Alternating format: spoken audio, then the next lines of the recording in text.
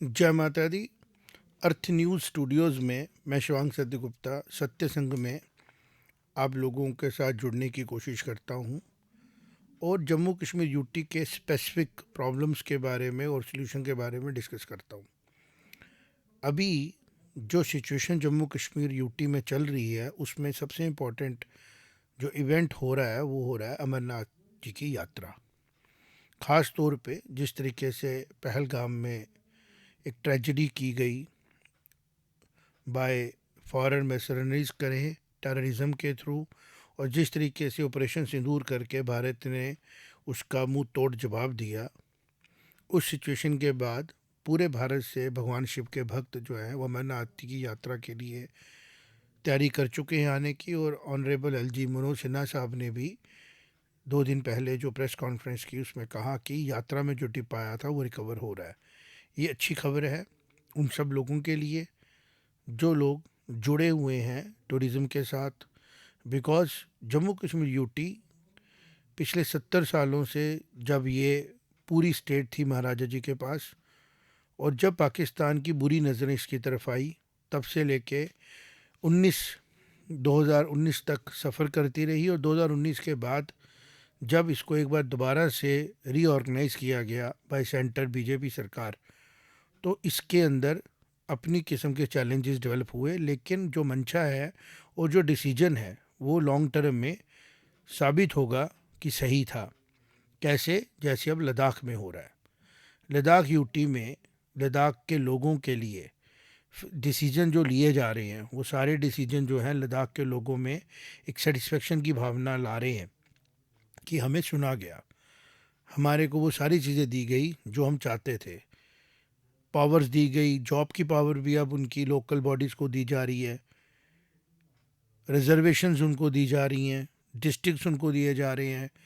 ये चीज़ें जो हैं जे एंड के यूटी भी इंतज़ार कर रही है, लेकिन जे एंड के यूटी की प्रॉब्लम्स लद्दाख से थोड़ी ज़्यादा हैं और शायद बहुत बड़ी है। वो है टेररिज्म का एक्टिवेटेड रहना। अभी कुछ दिन पहले यहाँ पे हमने देखा बसंतगढ़ में टेररिस्टों ने छुपने की कोशिश की जिसमें से एक कमांडर मारा गया। अभी 3 हमारी सिक्योरिटी फोर्सेस ढूंढ रहे हैं। ये चैलेंजेस हैं। फिर उर्दू को लेके डिसीजन लिया गया नायब तहसीलदार के लिए, वो भी परेशान कर रहा है। ऐसे ही जम्मू कश्मीर में कॉन्फ्लिक्ट जो है वो जम्मू कश्मीर के लोगों को ग्रोथ की तरफ आगे नहीं लेके जा रहा है। ऑनरेबल एलजी सरकार पिछले 5 सालों से मेहनत कर रहे हैं। 7 अगस्त को ऑनरेबल एलजी साहब के 5 साल पूरे होंगे और ये लॉन्ग टर्म उनका एक चैलेंजिंग पीरियड था जिसको उन्होंने बाखूबी निभाया। और ये बड़ा बड़ा टफ चैलेंज था, ये आसान चैलेंज नहीं था, जिसमें रीऑर्गेनाइजेशन के एक्ट की वजह से जो चेंजेस लाए थे, अभी भी चेंजेस जो हैं वो सेटल नहीं हुए हैं पूरी तरह। और उसके बीच में ग्रोथ करवाना, इलेक्शंस कराने के साथ उनको सेटल डाउन करना। फिर उमर अब्दुल्ला साहब जो कि हमारे सीएम बनाए गए, मेहनत से बने, मेजॉरिटी लेके बने, उनकी एस्पिरेशंस हैं, उनके कॉन्स्टिट्यूंसी की एस्पिरेशंस हैं उनकी तरफ।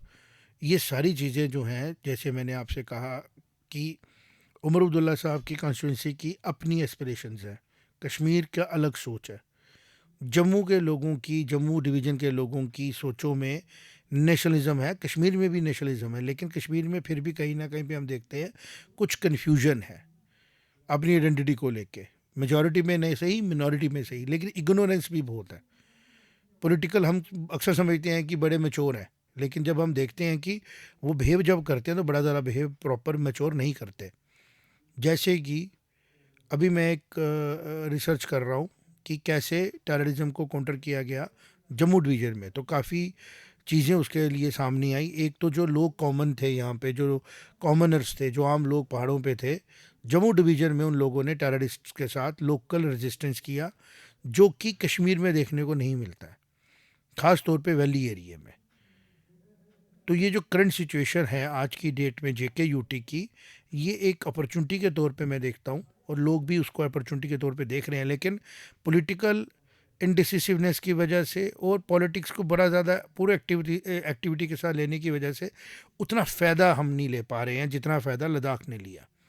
लद्दाख को भी चैलेंजेस मिले, लेकिन लद्दाख के आम लोगों ने उस चैलेंजेस को ओवरकम किया, जो चैलेंजेस जम्मू कश्मीर के लोग नहीं कर पा रहे ओवरकम। तो अभी यात्रा आएगी, सिक्योरिटी एजेंसीज टाइट हैं, एलजी साहब ने, हमारे पुलिस कर्मियों ने, बाकी security agency, central security agency, centre home के लोग जो बैठे हैं वो सारे इस चीज़ को इंश्योर कर रहे हैं कि यात्रियों को कंफर्ट मिले, यात्रा सफल हो, और बहुत अच्छे से ईश्वर की ब्लेसिंग से जम्मू कश्मीर में टेरर के अटैक के बाद टूरिज़्म नॉर्मलाइज हो। ये कहना कि टूरिज़्म जो है जे.एंड.के में एक छोटा सा फिगर कंट्रीब्यूट करता है इकोनॉमी में, लेकिन वो परसेप्शन में शायद 100% कंट्रीब्यूट करता है। आप जैसे जम्मू कश्मीर से बाहर जाते हैं, दूसरी स्टेट्स में जाते हैं, तो ऐसे समझा जाता है कि जैसे हम लोग बहुत ज़्यादा टेररिज्म का शिकार हैं और यहाँ पे बड़ी परेशानियाँ हैं। कोई ट्रांसफ़र हो जाए जम्मू कश्मीर में तो एकदम ऐसे उनके घरों में परेशानी हो जाती है कि अब जम्मू कश्मीर पता नहीं क्या होगा जाके। और मीडिया एजेंसियों ने भी इसमें बड़ा नेगेटिव रोल प्ले किया कि उनको कोई भी न्यूज़ मिले वो जम्मू कश्मीर की न्यूज़ को बढ़ा चढ़ा के बताते हैं, जबकि जब टेररिज्म से इफेक्ट हम देखते हैं तो जम्मू कश्मीर का बड़ा छोटा सा हिस्सा जो है वो टेररिज्म से इफेक्टेड था। लेकिन जब टूरिज़्म आता है तो वो चैलेंज जो है वो हमारा, हम उसको पूरा कर पाते हैं कि टूरिज़्म जब यहाँ से वापस जाता है घरों में बताता है, और फिर पता लगता है नहीं यार जम्मू कश्मीर तो जो है कि बड़ी स्टेबल जगह है और वहाँ जा सकते हैं। लेकिन पाकिस्तान का जो रुख है वो इस चीज़ को बार बार डिस्टर्ब करता है, इस चीज़ में डिस्टर्बेंस क्रिएट करता है, और सारी प्रॉब्लम फेस करनी पड़ती है जम्मू कश्मीर के लोगों को। पहलगाम के अटैक के बाद और पहलगाम के अटैक के बीच में जो हालात बने, वो हालात बहुत ही ज़्यादा दिल को दर्द देने वाले हालात थे। जिस तरीके से पाकिस्तान से आए हुए टेररिस्ट्स ने आम लोगों को अपना शिकार बनाया, और जिस तरीके से फिर आर्मी फोर्सेस ने, हमारे आर्म्ड फोर्स ने जवाब दिया, ये एक हिस्ट्री में लिखा जाएगा। और यही करना था, बिकॉज़ जो टेररिज्म है ना, ये एक ऐसा हथियार, एक ऐसी फोर्स तैयार कर की गई by the forces sitting in the west कि हम लोग जंग भी नहीं लड़े और जंग से ज़्यादा नुकसान भी दे दे। और वो इनडिसिप्लिन किस्म की फ़ोर्स जो टेररिज्म के नाम से यूज़ की गई, और अभी भी अलग अलग कंट्रीज़ में अलग अलग जगहों पे उसको यूज़ किया जाता है, वो बड़ी डेंजरस, जिसको हम कह सकते हैं ना, एक नुकसान देती है। लेकिन भारत ने उसका सलूशन जो है पूरे वर्ल्ड को दिया। टेररिज्म का जवाब डायलॉग नहीं हो सकता, और टेररिज्म का इलाज यही था जो भारत ने कहा कि आप अगर टेररिज्म एक्ट करोगे हम लोग वॉर करेंगे, और फुल फ्लैजेड वॉर करेंगे, क्योंकि हम लोग आपके साथ किसी किस्म का इसका जो है ना, आपको रूम नहीं देंगे ये कहने का कि ये तो टेररिज्म है, ये आपकी अपनी पॉलिसियों की वजह से है। बिल्कुल गलत। Terrorism is another face, is another invention of people, जो लोग दुनिया को सेफ नहीं देखना चाहते। जैसे कैनन्स बनाई गई, जैसे आपके टैंक्स बनाए गए, ऐसे ही एक पॉलिसी बनाई गई जिस पॉलिसी को हम बोलते हैं पॉलिसी ऑफ टेररिज्म। वो पॉलिसी हिस्ट्री में लिखी जाएगी कि एक ऐसी डेंजरस पॉलिसी बनाई गई जिसने शायद न्यूक्लियर बम से ज़्यादा नुकसान वर्ल्ड को दिया। लोग न्यूक्लियर बम से डरते हैं ना, डेटरेंस से, ताकि जंग नहीं हो। तो उसके बीच से निकल के आया टेररिज्म, जिसने शायद बहुत ज़्यादा नुकसान दिया, मेंटल पीस ख़त्म कर दिया। जम्मू कश्मीर के लोगों ने इसको देखा है और देख भी रहे हैं, और इसका इलाज यही है जो आज की सरकार ने किया। वो ये किया कि टेररिज्म का जवाब फुल फ्लैजेड वॉर है उन लोगों के ऊपर जो लोग टेररिज्म को फैसिलिटेट करते हैं, सपोर्ट करते हैं। और क्रेडिट जाएगा उसी सरकार को जिसने 370 तोड़ा। 98 में जब भी डिसिसिव डिसीजन लिए गए to secure the country and to watch the interest of the country, तो फॉर्चुनेटली वही लोग सामने आ रहे थे जो लोग आज भी भारत को भारत की सभ्यता के हिसाब से हैंडल करते हैं। भारत को आप इंडिया की थॉट के साथ नहीं अडॉप्ट कर सकते, उनकी इंडिया के थॉट के साथ भारत की प्रॉब्लम सॉल्व नहीं हो सकती है। भारत की प्रॉब्लम्स इंडिया की सोच की वजह से आई हैं, नहीं तो भारत में तो प्रॉब्लम ही नहीं थी। भारत तो डिसिसिव था, भारत तो क्लियर था, भारत की सिविलाइजेशन तो शुरू से क्लियर थी। तो जम्मू कश्मीर की जो प्रॉब्लम है वो भी इसी सोच से आई है कि जब पाकिस्तान ने हम पे हमला किया तो सेंटर में बैठे हुए लोग उसको डायलॉग से ले रहे थे। उन्होंने उसका जवाब उस तरीके से नहीं दिया जिस तरीके से देना ज़रूरी था। अपनी बॉर्डर्स को उन्होंने सिक्योर नहीं किया, और पाकिस्तान को जब टेररिज्म को अंडरस्टैंड करने का मौका मिला because of Afghanistan, Taliban sponsored by America, तो उसको लगा ये तो बड़ा आसान तरीका है।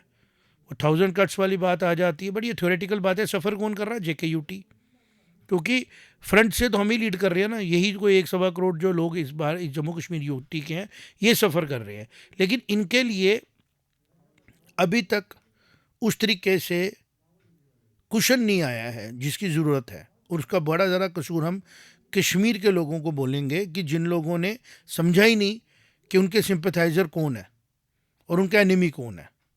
अब पहलगाम के अटैक के बाद ये देखने को मिल रहा है कि शायद उनको समझ आया, जो चीज़ें बातों से समझ नहीं आ रही थी वो एक्शन से समझ आई कि हमारे मुंह से नवाला छीनने वाला पाकिस्तान है, हमें परेशान करने वाला पाकिस्तान है, और पाकिस्तान की वो सोच है जिसको हम गले से लगा के रखे थे। तो शायद इसके बाद चीज़ें बदलें। अब क्या डेवलपमेंट होने वाली है? डेवलपमेंट ये होने वाली है कि जम्मू कश्मीर में पावर चेंज होगी। कारण क्या है? हमारे जो LG साहब हैं उनका 5 साल पूरे हो रहे हैं, और सेंटर में बीजेपी एक चैलेंज फेस कर रही है। बीजेपी ने अपने लिए प्रेसिडेंट चुनना है, और उन प्रेसिडेंट चुनने के लिए हमारे LG साहब का भी जो है वो कंसिडरेशन में है कि शायद सिन्हा साहब को प्रेसिडेंटशिप दी जाए। डॉट्स जुड़ते भी हैं, या राम माधव जी का नाम चल रहा है या सिन्हा साहब का नाम चल रहा है। कारण है उसका चलने का, कारण ये है कि सिन्हा साहब ने बड़े अच्छे तरीके से JKUT की चैलेंजेस को हैंडल किया, और अदरवाइज़ भी उनका जो पूरा मैं देख रहा था, पूरे का पूरा जो उनका पॉलिटिक्स का एक्सपीरियंस है, लीडरशिप का एक्सपीरियंस है, वो बहुत ज़्यादा रिच है और बड़ा ज़्यादा किसको बोलते हैं ना, कॉम्प्रिहेंसिव है। इसी तरह राम माधव जी का भी बड़ा कॉम्प्रिहेंसिव है। अब देखना ये है कि किसको क्या मिलता है। मैं तो ये सोच रहा था कहीं स्वैपिंग भी हो सकती है कि राम माधव जी जैसा इंसान इस टाइम LG के तौर पे अगर आते हैं यहाँ पे JKUT को, तो एक अच्छा उसमें मुझे लगता है नेक्स्ट लेवल पे वो स्टेबलाइज करने में हेल्प करेंगे, क्योंकि पॉलिटिक्स को भी समझते हैं। और जिस तरह LG साहब ने पोस्ट इलेक्शन भी संभाला, और इलेक्शन के पहले भी एडमिनिस्ट्रेशन को संभाल के उन्होंने जम्मू कश्मीर को काफ़ी चीज़ें जो हैं वो स्ट्रीमलाइन करने की कोशिश की, और काफ़ी डेवलपमेंट के प्रोजेक्ट्स भी एकम्प्लिश किए। बाकी इम्प्रूवमेंट्स की ज़रूरत हर जगह होती है। तो ऐसा भी हो सकता है कि राम माधव जी प्रेसिडेंट बीजेपी आए, और जम्मू में LG कोई और आए, और सिन्हा साहब को किसी और जगह पे मौका मिले देश को सेवा देने का। बिकॉज अभी वो 65 ईयर्स के हैं, उनके पास 5 साल हैं। राम माधव जी 60 ईयर्स के, उनके पास 10 साल हैं। As per the norms of BJP की बात मैं कर रहा हूँ। तो इन सब चीज़ों का असर JNK पे पड़ेगा, समय बताएगा क्या होगा। हम अर्थ न्यूज़ में कोशिश करते रहेंगे कि एनालिसिस करें, और अपने जो हमारे व्यूअर्स हैं उनको एनरिच करें विद द थिंग्स। तो आज का जितना सा हमने छोटा सा इंट्रैक्शन किया, उसमें एक तो अमरनाथ यात्रा को लेके हम प्रार्थनाएं करेंगे, और जो हमारी एडमिनिस्ट्रेशन ने मेहनत की है उसके ऊपर नज़र रखेंगे, कहीं पे गैप्स होंगे उसकी बात भी करेंगे। और इसके बाद जब अमरनाथ यात्रा सक्सेसफुल हो जाती है तो किस तरीके से हमें मेहनत करनी है, सभी लोगों को, गवर्नमेंट को ऐसी पॉलिसियाँ लानी है जिससे कि टूरिज़्म जो है वो बढ़े, और जो आगे विंटर ब्रेक्स आएँ, या जो आगे चल के लोगों को लगे कि हमें फैमिली के साथ कहीं जाना है, और जैसे पिछले कुछ सालों में ये डेवलप हुआ था कि चलो जम्मू कश्मीर चलते हैं, वो चीज़ें जो हैं फिर से रिवाइव हों। और जो डेवलपमेंट इंटरनेशनली हुई हैं ईरान और अमेरिका और इज़राइल के कॉन्फ्लिक्ट से, उसके ऊपर भी ध्यान देना ज़रूरी है। बिकॉज़ लीडरशिप को लेके पूरे वर्ल्ड में इस्लामिक लीडरशिप को लेके एक डिस्कशन शुरू हुई है। Because there is a division of thoughts, Sunnis and Shias. अब जो सिचुएशन सामने निकल के आई है उसमें ईरान जो है वो बीइंग अ शिया कंट्री, जो इस्लामिक हमारे सारे कंट्रीज़ हैं उनमें अपनी लीडरशिप को लगभग अनडिस्प्यूटेडली इस्टेब्लिश कर चुका है।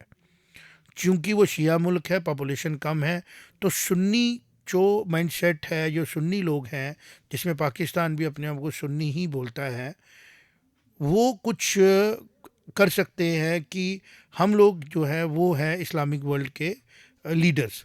तो डर लगता है पाकिस्तान की सोचों से कि वो अपने आप को लीडर बनाने के लिए अपने आप को इन सभी सुन्नी कंट्रीज़ का एक सेवियर के तौर पे इस्टेब्लिश करने के लिए कुछ मिस एडवेंचर भी कर सकता है।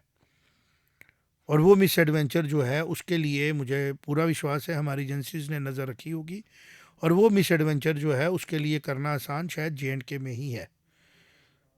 तो ये चैलेंजेस हैं, और सिक्योरिटी फोर्सेस हमारी जो हैं वो लगी हैं, तैयार कर रही हैं, पूरे अमरनाथ यात्रा को भी ध्यान रख रही हैं, ओवरऑल बॉर्डर्स भी टाइट की। और सबसे बड़ा डिटरेंस जो मुझे विश्वास है वो आ रहा है जो रिजॉल्व भारत ने बताया कि अगर अब कोई भी एक्ट ऑफ टेररिज्म आप करेंगे तो हम उसको एक्ट ऑफ वॉर समझेंगे और आपको हम वॉर के तौर पे लेंगे। जैसे 10 मई की सुबह भारत की एयरफोर्स ने डैमेज किया पाकिस्तान के मिलिट्री इंफ्रास्ट्रक्चर को, और वो कंटिन्यूएशन थी जिसको हम बोलते हैं एस्केलेशन, कि भारत ने टेररिस्ट पे अटैक किया, आपने आर्मी को इन्वॉल्व किया, आपने डिफेंस को इन्वॉल्व किया, आपने डिफेंस को इन्वॉल्व किया, हमने डिफेंस को हिट किया, और हमने आपको एक चांस दिया है कि आप अब सुधर जाएं और ना करें मजबूर कि हम आपकी तरफ एग्रेशन दिखाएं। लेकिन जो सिचुएशन अभी बनी है उसमें अलार्म है, उसमें उसमें वॉच करने की ज़रूरत है। और मुझे दिख रहा है कि हमारी जो डिप्लॉयमेंट्स हैं, जो हमारी जो तैयारी है वो बहुत रोबस्ट है, और हर तरफ से जो है जम्मू कश्मीर को लेके भारत की सरकार जो है वो बहुत तैयार है। लेकिन जो ये पॉलिटिकल डेवलपमेंट्स हैं इनका पर भी ध्यान रखना आम लोगों की ज़रूरत है, खुद भी अलर्ट रहे। और अगर OWG एक्टिव होते हैं और वो हेल्प करते हैं टेररिस्ट्स की, तो कॉमन पीपल भी जो हैं वो ध्यान दे सकते हैं कि हमारे आगे पीछे कौन लोग हैं, क्या कर रहे हैं, क्या एक्टिविटीज़ है। ख़ास तौर पे पहाड़ों पे मैं कहूँगा, जैसे VDG बनी है, VDCs थी पहले, इनका रोल और ज़्यादा क्रूशल हो गया है।